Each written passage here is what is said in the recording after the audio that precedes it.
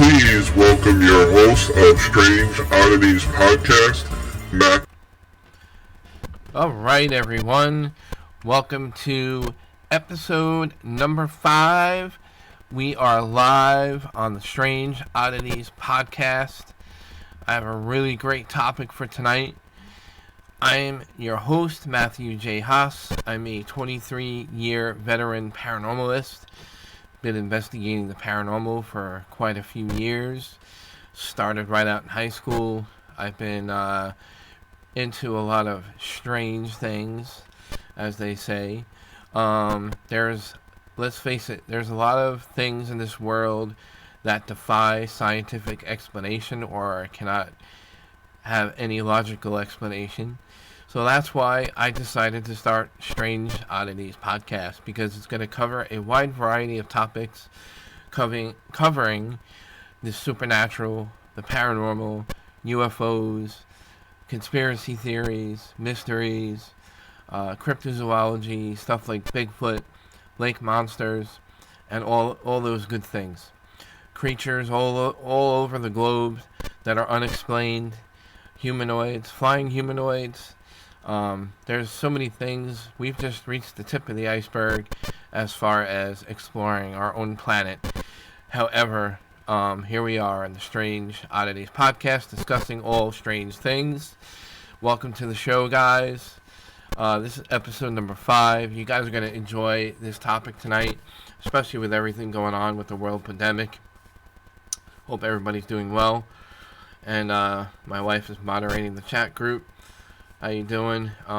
If you guys are listening to me live, I'd like some feedback other than my wife, who's in the chat group moderating the chat room, which we do have a chat room. If you subscribe to our podcast on YouTube, look us up, Strange Oddities Podcast on YouTube. There's a chat group next to the live video feed. It's not much, it's not fancy, but it's there. You can comment. I won't delete comments that are professional and kind. I will not allow baiting or anything like that. No extreme negativity. Be respectful to others in the chat group and be respectful to the host. Otherwise, we have every right to remove you and delete them. Alright, so tonight's topic, the world's most secret societies. That's right. Believe it or not, there's a lot of secret societies out there. There's like a dozen of them. I had to pick a handful out of the dozen, so that's what I did. Excuse me as I adjust my chair here. Little static. Okay. Yeah, there might be some static from time to time. So I had to start with a small list of the topic tonight because there's just too many to cover. So we're going to talk about things such as the Knights Templar. We're going to discuss Skull and Bones, which actually there's a movie based off of Skull and Bone. You guys may have seen the movie. It's called The Skulls. I like the movie a lot. I think it's based off of that. It was a great movie. Yeah, so there's a couple others we're going to discuss tonight. I believe I have the Freemasons on the list, as well as the Illuminati. If anybody's seen the Tom Hanks movies, Angels and Demons, the Da Vinci Code, it kind of dives into the Illuminati a little bit. They're a very dark, secretive organization, or a supposed organization. There's a lot of speculation that these organizations are very real. The Knights Templar were very real, and so were the Freemasons. Now, a lot of people say that the Freemasons are actually descendants of the Knights Templar. And in order to be a Freemason, you had to have a family tie or history with the Knights Templar. So, for those who do not know who the Knights Templar are, they have a very secretive history to them, a very mysterious history to the Knights Templar. I'm very intrigued by the Knights Templar because they date back many, many years. They were solely to protect the Holy Land in Europe, especially very sacred holy ground. and they were there to allow safe passage for those who wanted to, kind of like travel through Holy Land, especially during war and battle. There's a lot of speculation that the Knights Templar were also dubbed as protectors of possibly religious relics that were handed to them by Jesus, not only Jesus Christ, but of God, such as the Ten Commandments, the Ark Covenant, the Holy Grail, and there's a lot of rumors as to them possibly burying some of these things in high-profile locations. One of those locations, I actually enjoyed the show a lot. I don't know if you guys know the show The Curse of Oak Island on the History Channel.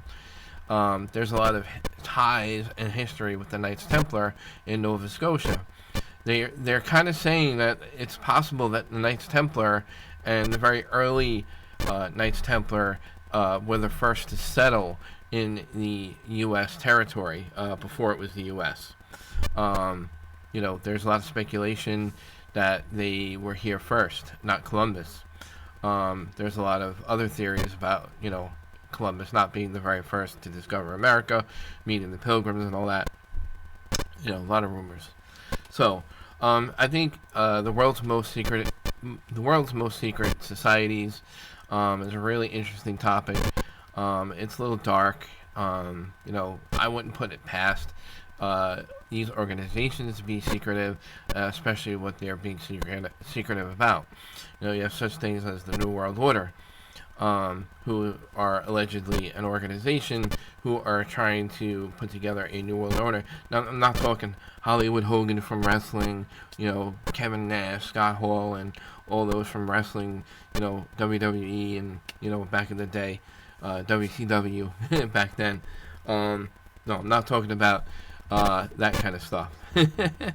So, anyway, so back to the Knights Templar. I'm going to break out my notes as we continue on here. I'm going to go into my notes. Here we go. The Knights Templar history, which I'm actually crediting, and my resources are from the History Channel, history.com. Alright. So, for those who don't not know, the Knights Templar was a large organization of devout Christians during the medieval era who carried out an important mission to protect European travelers visiting sites in the Holy Land, while also carrying out military operations. A wealthy, powerful, and mysterious order that has fascinated historians and the public for centuries. Tales of the Knights Templar, their financial acumen, their military prowess, and their work on behalf of Christianity during the Crusades still circulate throughout modern culture. Who were the Knights Templar? After Christian armies captured Jerusalem from Muslim control in 1099, that's right, 1099, told you it goes back many years. During the Crusades, groups of pilgrims from across Western Europe started visiting the Holy Land. Many of them, however, were robbed and killed as they crossed through Muslim-controlled territories during their journey. Around 1118, a French knight named Hugues de Payens, if I say that name correctly, if I mispronounced it, you can correct me later, created a military order along with 8 relatives and acquaintances, calling it the Poor Fellow Soldiers of Christ and the Temple of Solomon, later known as the Knights Templar. With the support of Baldwin II, the ruler of Jerusalem, they set up headquarters on that city's sacred Templar Mount, the source of their now iconic name, and pledged to protect Christian visitors to Jerusalem. The Pope's endorsement.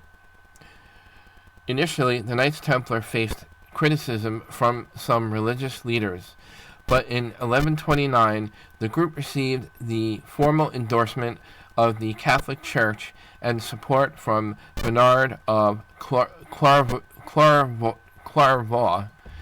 if I say that right, a prominent French abbot. Bernard authored in praise of the new knighthood a text that supported the Knights Templar and bolstered their growth. In 1139, Pope Innocent II issued a papal bull that allowed the Knights Templar special rights. Among them, the Templars were exempt from paying taxes. They were permitted to build their own oratories and were held to no one's authority except for the Pope's. The Knights Templar at work.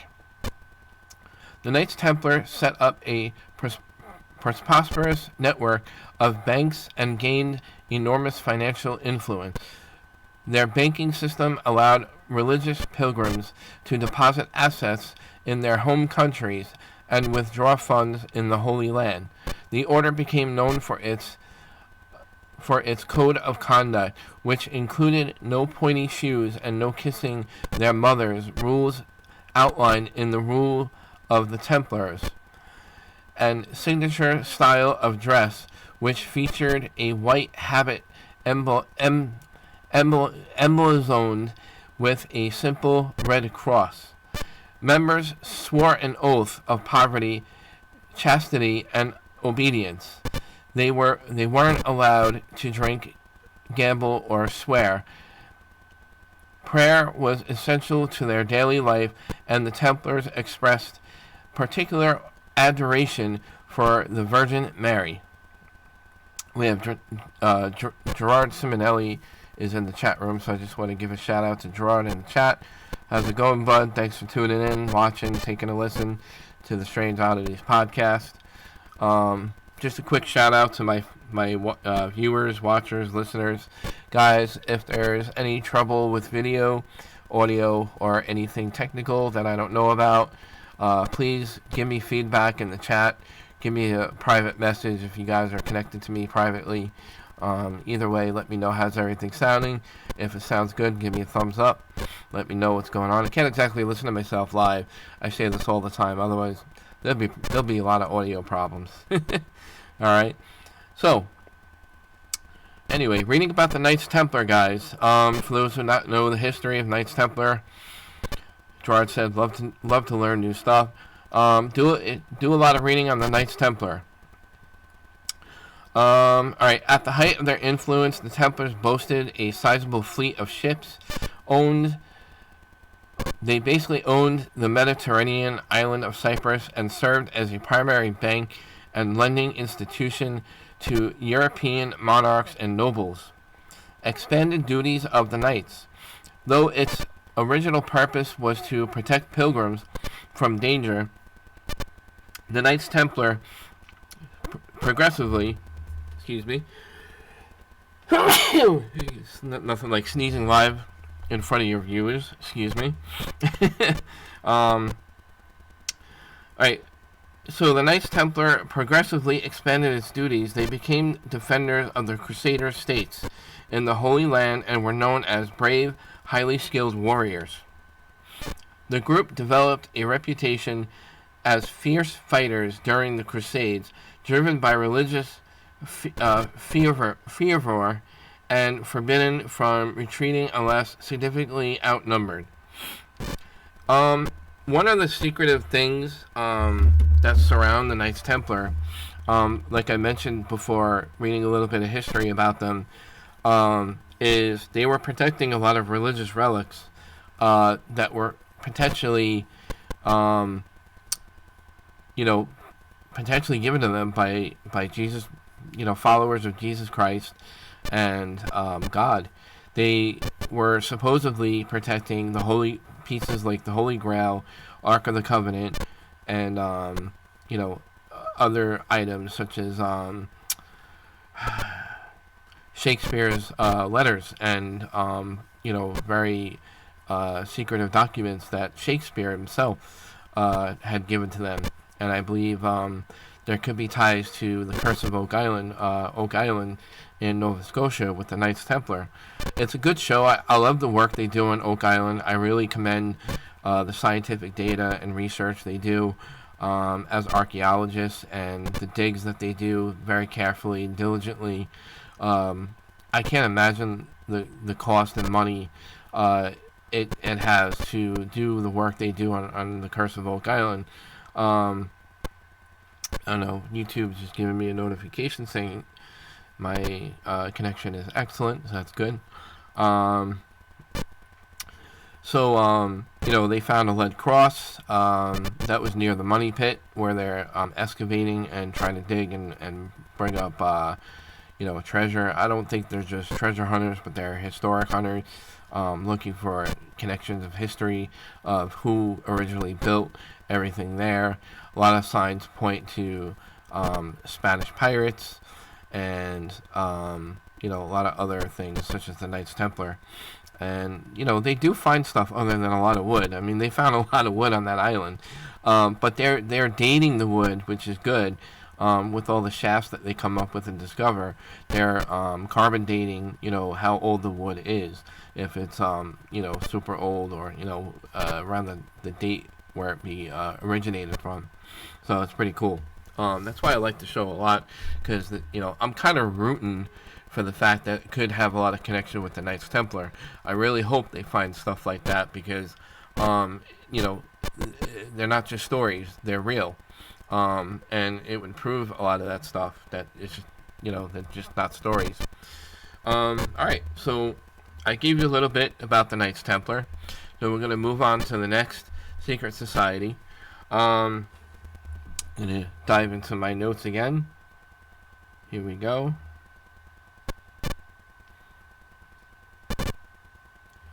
Alright.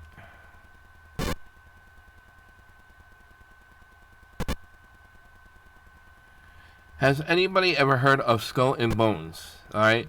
There was a movie called The Skulls, and the movie The Skulls was based off of the secret organization that was based off of the Skull and Bones. It was called The Skulls.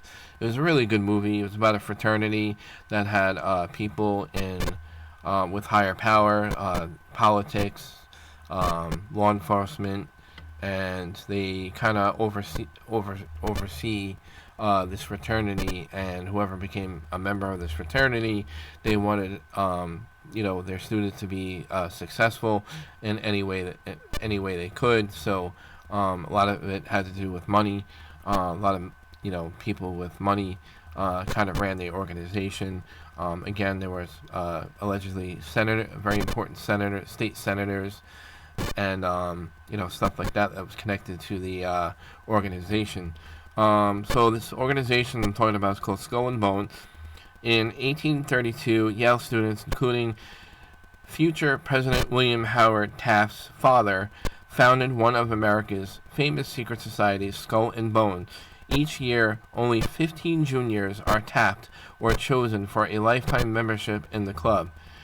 A windowless building on 64 High Street, the Tomb, serves as the club's headquarters. The roof is a landing pad for a private helicopter. According to Alexander Robin's book, Secrets of the Tomb, Skull and Bones, the Ivy League, and the Hidden Paths of Power. For that perk and others, Bonesmen must swear total allegiance to the club. New members reportedly divulge intimate personal details, including their full sexual histories, before they're inducted. A little weird. But in return, they receive the promise of lifelong financial stability, so they won't feel tempted to sell the club's secrets. From among those business titans, politicians, and 3 U.S. presidents, we picked the honor roll. William Howard Taft, class of 1878. As the only person to serve as both President and Supreme Court Chief Justice, Taft earned his spot on our list. The 27th president went by Old Bill during this Yale days, but later earned the nickname Big Lub. Taft also received the honorary title of Magog, meaning he had the most sexual experience while in the secret club, according to Alexander Robbins. Young Taft probably found entrance into the club easily. His father, former attorney General Alphonso Taft, co-founded Skull and Bones as a Yale student in 1832. Walter Camp, class of 1880. Known as the father of American football, Camp with other classmates developed the game from the Brits' version of rugby. He played in the first rugby game at Yale against Harvard in 1876. Camp created many of modern football's rules, such as assessment of points and limiting the field team to 11 men per side. But most importantly, he brought organization and esteem to the game, serving on the Rules Committee until his death.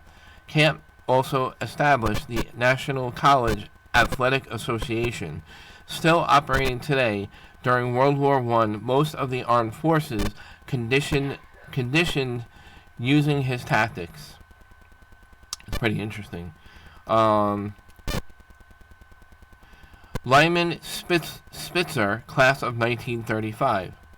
A noted astrophysicist, Spitzer dreamed up the idea behind the Hubble Space Telescope, the first method to observe space uninhibited by the Earth's atmosphere. He also lobbied NASA and Congress for the funds and oversaw production of the actual machine. After 44 years, NASA launched the Hubble into space. The Hubble remains there today, providing stunning images of the universe and making new discoveries. I didn't know that. See that? Even I learn something new every day. Potter Stewart, class of 1937. The son of Midwestern Congressman Stewart became the editor of the Yale Law Reviewing during his time at Yale. As Supreme Court Justice, Potter sat firmly in the middle of an ideological war on the bench. Notably, his wrote a dissent in Griswold versus Connecticut in 1965, invalidating a state law that banned contraceptives. The opinion found that law was violation of the right to marital privacy. His opinions in various cases also helped solidify the Fourth Amendment protections. Stewart also became famous for the quote about hardcore pornography, "I knew it when I see it." Pretty interesting. And here's another notable person that joined the Skull and Bones organization, secret society. McGeorge Bundy, class of 1940. Before becoming one of JFK's wise men, Bundy may have relied on his big brother to help him get into the Skull and Bones. William Bundy, who graduated a class earlier, went on to serve as State Department liaison official, notably during the Bay of Pigs invasion. Odin, as fellow bonesmen called him, not the god Odin, as God of Thunder, Thor. Loki, thinking of Odin as far as, the comic books there. That's kind of funny that he was nicknamed Odin. Alright, so his fellow bonesmen called him Odin, however, left his own mark on the world, though potentially not positive. One of Kennedy's advisors, Bundy, heavily impacted the evolution of the Vietnam War. After his death, fellow officials used his notes to express regret about many policies enacted during the era. So, I'm already naming, really important people that belong to the Skull and Bones secret society. Alright? These were people of higher power. State senators, people who are connected to the president. That gives you an idea of how dark and mysterious the secret societies really are, and where their politics and power came from.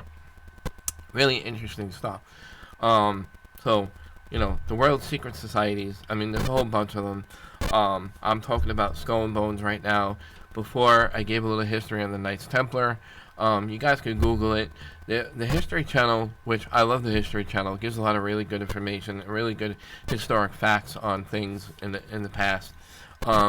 They give a lot of really great historic information on their website, and I get a lot of my historic facts from them, just simply because a lot of their facts are factual.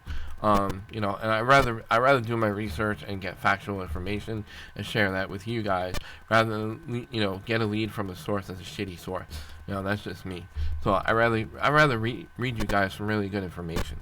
So hopefully you guys are all learning something. I know I am, because like I said, I even learned something from this that I didn't know about. So anyway, all right, moving along.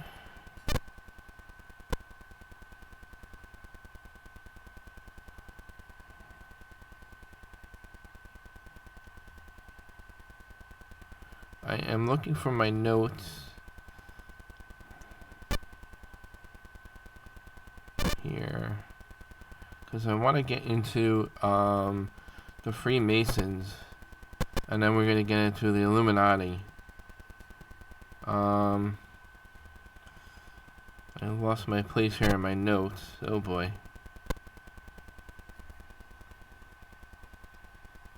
Alright, hang on.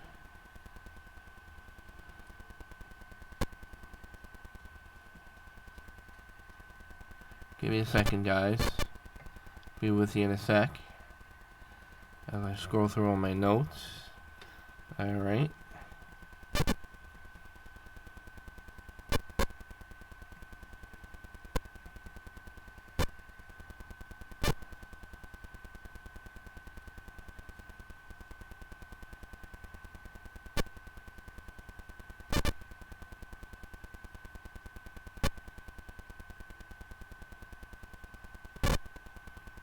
Don't worry, you guys didn't lose me. Yeah, Thor was a good movie, wasn't it, Gerard? Yeah, that was a great flick. Alright. Here we go. The history of the Freemasonry encompasses the origins, evolution, and defining events of the fraternal organization known as Freemasonry. It covers 3 phases. Firstly, the emergence of organized lodges of operative Masons during the Middle Ages.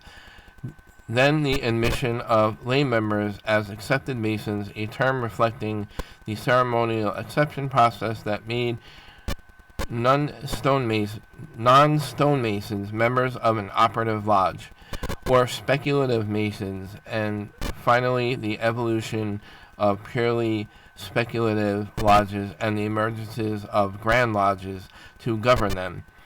The watershed in this process is generally taken to be the formation of the first Grand Lodge in London in 1717. The two difficulties facing historians are the paucity of written material, even down to the 19th century, and the misinformation generated by Masons and non-Masons alike from the earliest years. So, early Masonic sources, the earliest Masonic texts, each contain some sort of historic of the craft or mystery of Masonry. The oldest known work of this type, the Halliwell manuscript or Regis poem, dates from between 1390 and 1425. This document has a brief history in its introduction, stating that the craft of Masonry began with Euclid in Egypt and came to England in the reign of the King Athelstan, born about 894, died 27 October 939. Wow. The Grand Poopah. Yeah. So it shortly afterwards, the Cook manuscript traces Masonry to the Jabal son of Lamech, Genesis 4:20 to 22, and tells how this knowledge came to Euclid from him to the children of Israel while they were in Egypt, and so on through an elaborate path to Athelstan. The myth formed the basis for subsequent manuscript constitutions, all tracing Masonry back to biblical times and fixing its institutional establishment in England during the reign of Athelstan, 927 to 939. This is going back thousands and thousands of years. Okay? Like my wife said, the Grand Poopah. Alright? Again, there's a lot of speculation on, like they were stating, that the Freemasons are connected to biblical time periods, that they were descendants or had connections and ties to the Knights Templar. And I think there's a lot of secrecy within the Freemasonry organization, that they keep a lot of their secrets quiet and protected in their organization, that has to deal with that ties back to the Knights Templar, and of course all the crazy stuff that they were trying to protect.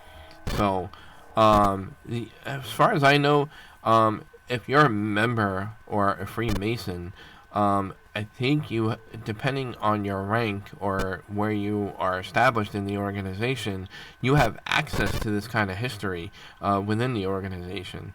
I don't even know if my family members have any ties to Freemasonry or not, but it'd be pretty cool if I could, just join, just to get the amount of history they have in their own library.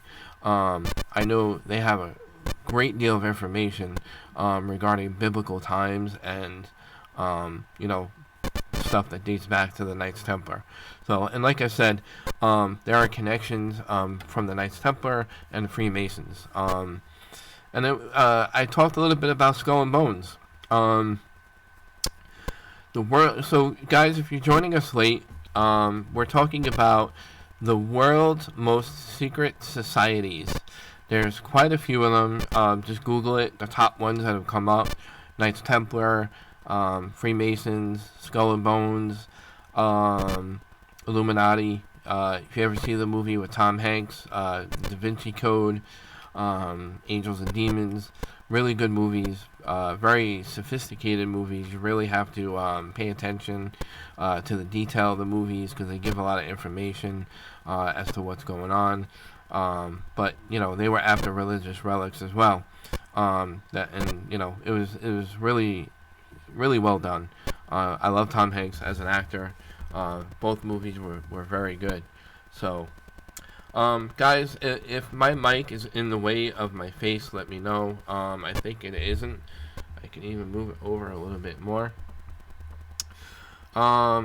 What do you guys think so far? If you guys are enjoying what I'm reading you, if you guys are enjoying the research that I have here in my notes about the world's most secret societies, give feedback. Guys, don't forget you can subscribe to the Strange Oddities Podcast on my YouTube channel. There's a little bell at the top right corner of the screen. Hit that, and that will let you know whenever I go live, or when a new video or any new stuff of mine pops up on YouTube. That will notify you automatically because you've subscribed to it. So, I don't know what she's saying no to. What are you saying no to? So, I know it's really heavy stuff. It really is, because, like I said, it involves people of higher power, within the government, state, within the state, as, Trump likes to call the deep state. I'm not saying I'm a big Trump supporter. I'm just saying I'm not getting into politics, but this kind of dives into politics a little bit. But I'm not going there. There's no politics talk here, not on my podcast. All right. So, I'm going to go next into my Illuminati history.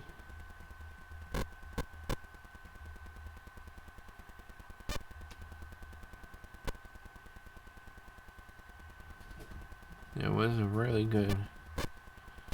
Here we go.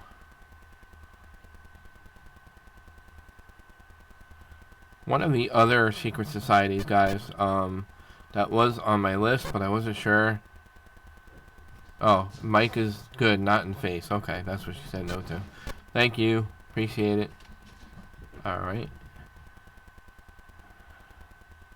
Alright, so I'm going to give you guys a little more in-depth history of the Freemasons before I go on to the Illuminati real quick. It's 8:35, so I got a little more time to read into the Freemasons. I'm really intrigued. I actually am friends with some Freemasons, you know, and they're really nice people. They're very humble about themselves. You know, they really are good people.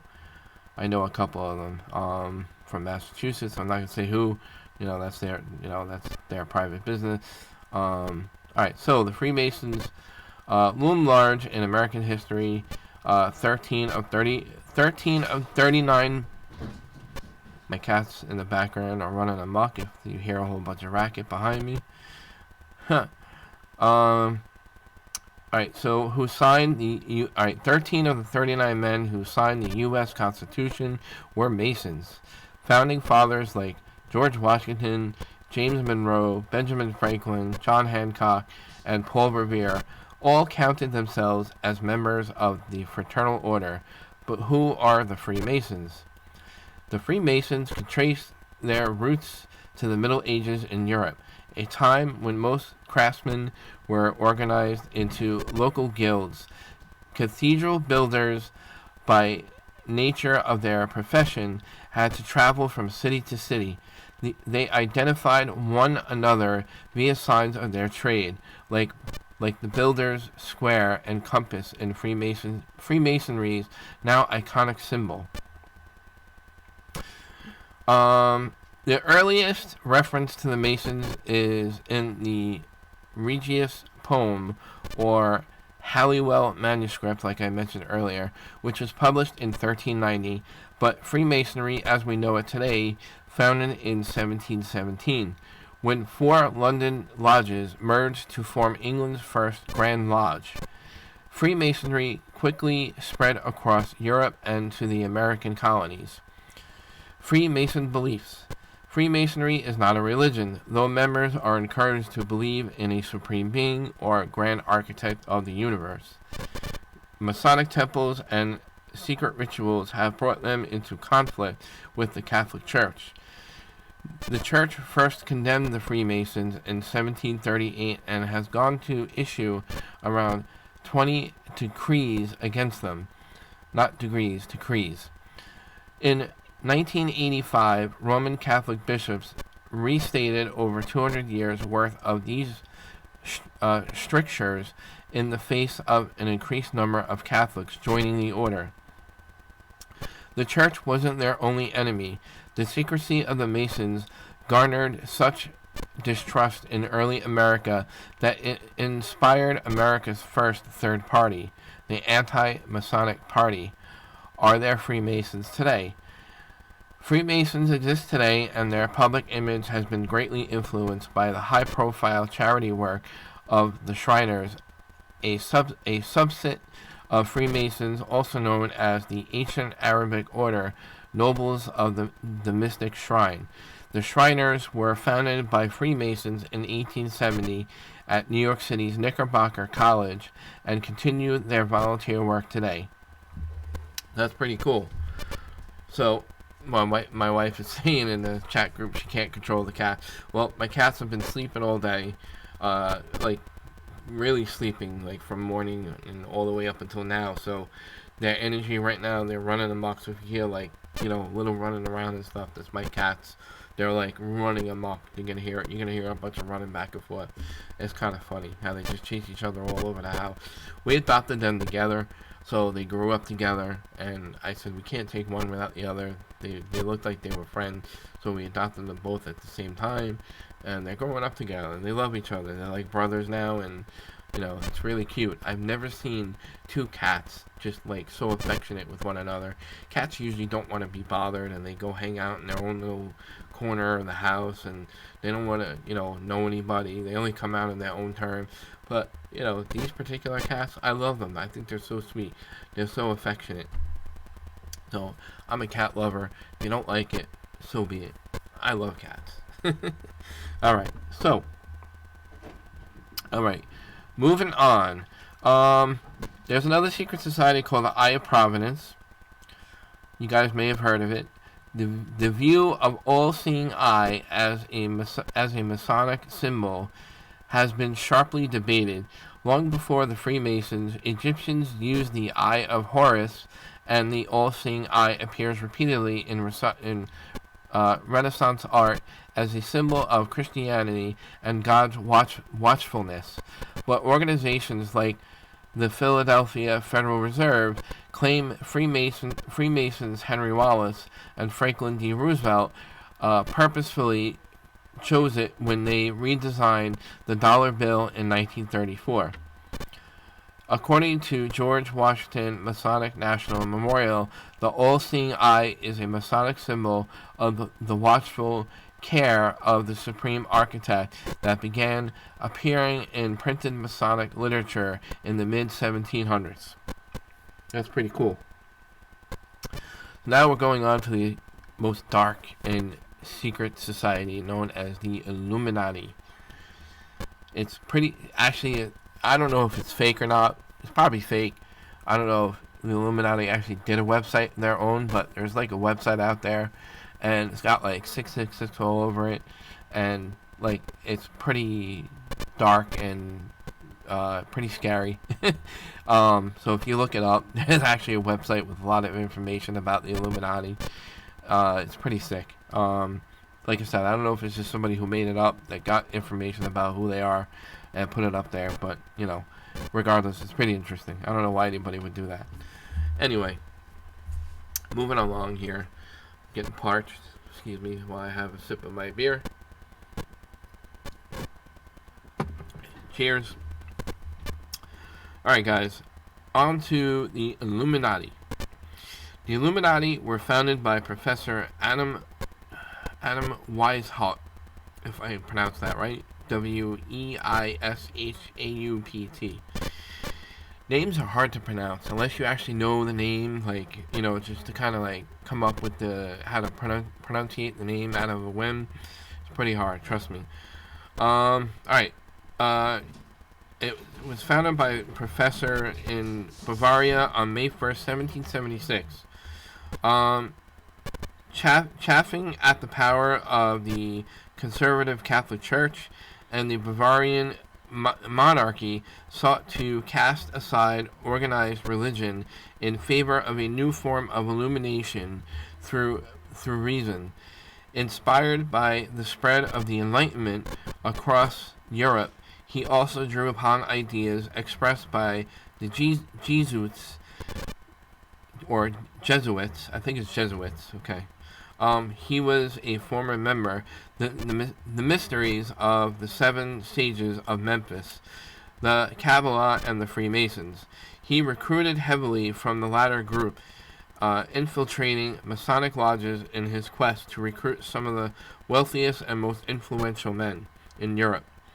Members of the Bavarian Illuminati, referred to as perfectibilists, were broken into 3 tiers of increasing power and drawn from societal elites, including noblemen like former Freemason Baron von I keep not even going to try to pronounce his name, Baron von Knigge. I think it's Knigge.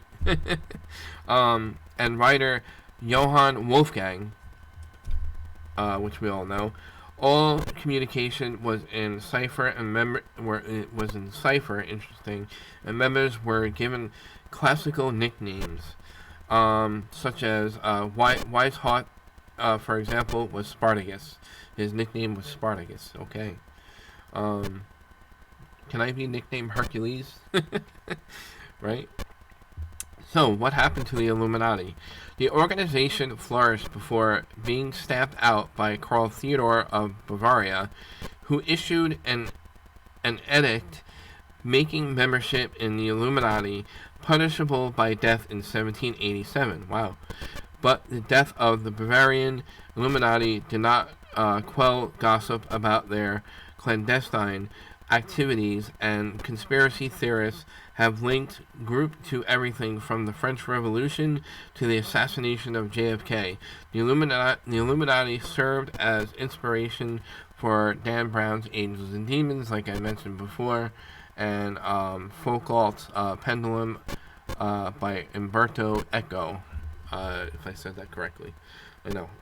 A lot of really, really crazy names and ways of describing people in secret societies. So, a lot of dark history, a lot of secrecy, a lot of people with higher power in government, state senators, presidents.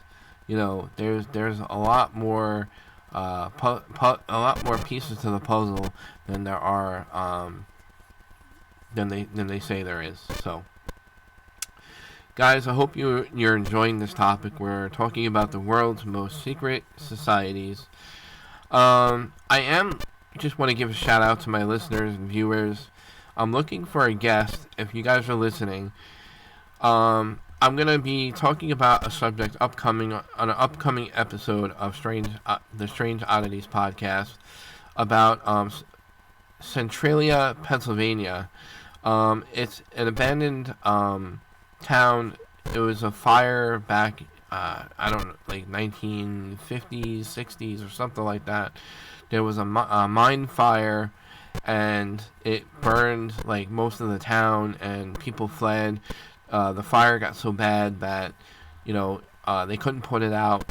Supposedly, it's still burning underground after all these years, and the state officials kind of deemed the area unsafe. There's a new owner of the area, and I think they're trying to preserve it, and they're trying to protect it. I think they want, Gerard says bad place. I wouldn't go there without permission. I'm not recommending anybody to visit there. I believe security is being increased at that location. You will be either arrested or thrown out immediately. So I'm looking for a historian that knows a lot about Centralia, PA. What's really fascinating about it is it actually started the game. Silent Hill was based off of the abandoned ghost town and whatnot. So it's a really interesting story, and I know quite a few people from Pennsylvania. If you are interested in being a guest and talking about Centralia, Pennsylvania, if you know a lot more about the story than I do, I did some research on it myself. If you guys are interested in being a guest, you can email me, strangeodditiespodcast@gmail.com. I'll book you in an upcoming episode, either, the next episode or the one after. If you're interested, please let me know. That'd be great. So that's going to be an upcoming topic on Strange Oddities Podcast, Centralia, PA. We're going to be talking about some other topics. Flying humanoids is going to be a topic.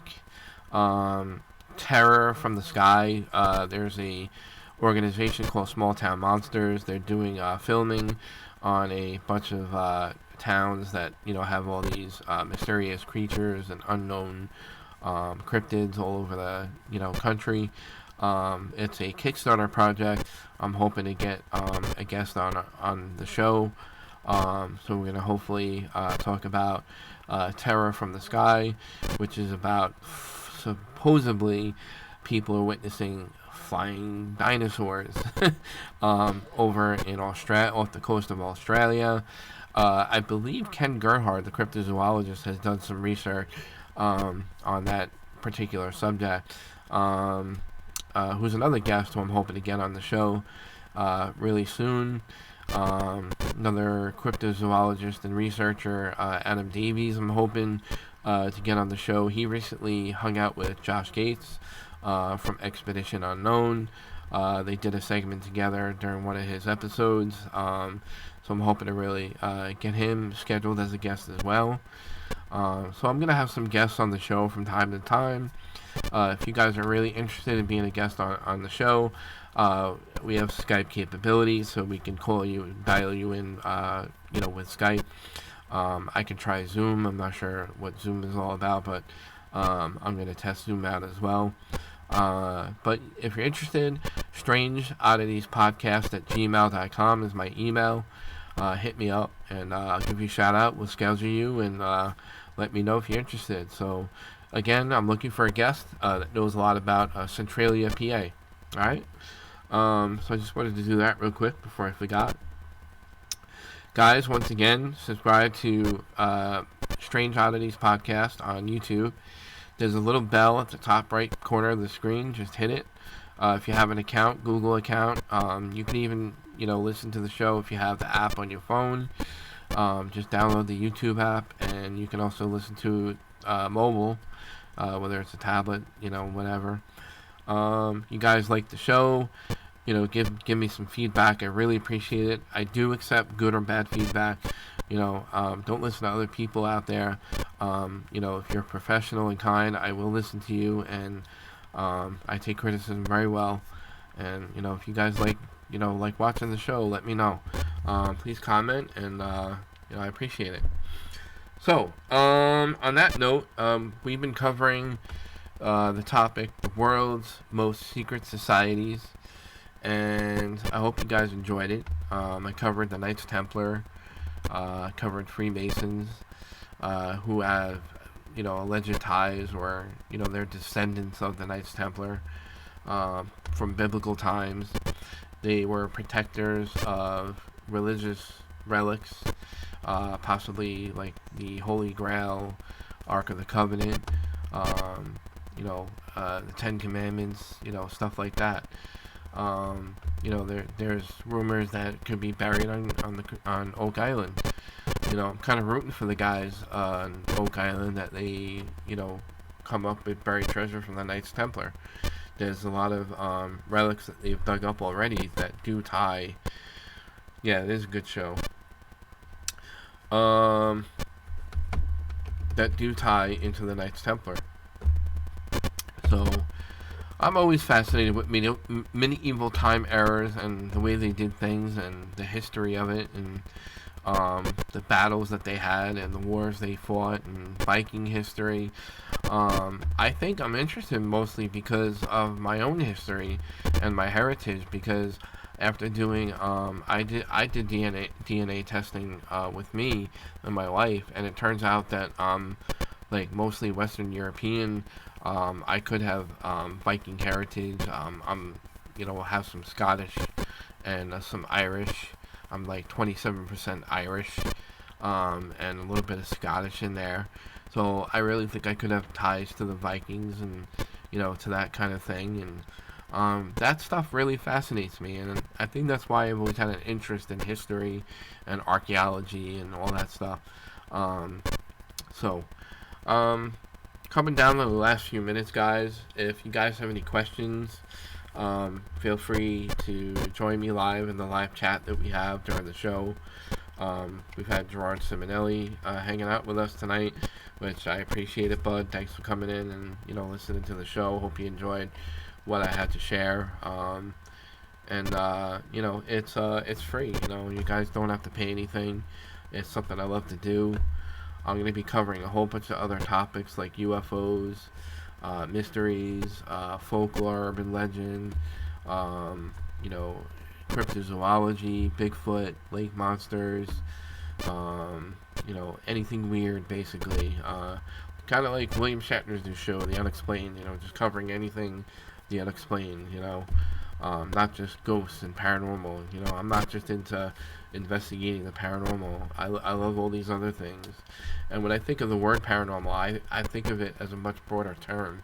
It just doesn't involve ghosts and, ghostly phenomena. And, I think the word paranormal, as a much broader, kind of word, placeholder of other subjects that ties into the paranormal, if you kind of get where I'm going with that. So, alright, so guys, I hope everybody's well, and everybody's staying safe. Wear your mask, wear gloves. At the end of the show, I'm just going to go on a positive note and wish everybody, that everybody's well, and, to remain safe, do what you got to do. Follow instructions of the state, the government, and they're just trying to save lives, and stay inside as long as you can. Don't go anywhere if you don't have to. go out for your essentials, go to work if you have to, stuff like that. So, guys, I understand everyone's situation is different. My heart pours out to everybody. I wish things would change, and I hope there's some kind of normalcy really soon. We'll all be ghost hunting again soon and hanging out, having barbecues, and summer's coming up, and I really hope to see all my friends and hang out with everybody. I have no idea how much I miss all my friends and family that I can't see for so long, and everybody's being affected by this all around me, and my heart pours out to everybody because I hear everybody's frustration, and everybody's venting in different ways, and it's a sensitive area. So I just want everybody to know that I understand that. So subscribe to the show if you have nothing to do. Come and listen to me every Thursday night, 8 p.m. live on YouTube. I hope I'm not boring. I hope I'm somewhat entertaining. I hope I give really good information. You guys enjoy it. Come visit me every week. Hang out once a night every week. We have a live chat. You have questions about different topics. If there's a topic I'm not covering, give me a shout. I'm not afraid to do some research, and if it's a great topic, I'll throw it up there. Alright? So I want to end that on a good note. Have a great night, everybody. Be safe, and I'll see everybody next week. Hope you enjoyed the show. And for now, it's good night from the Strange Oddities Podcast. Thanks, guys. Have a great night.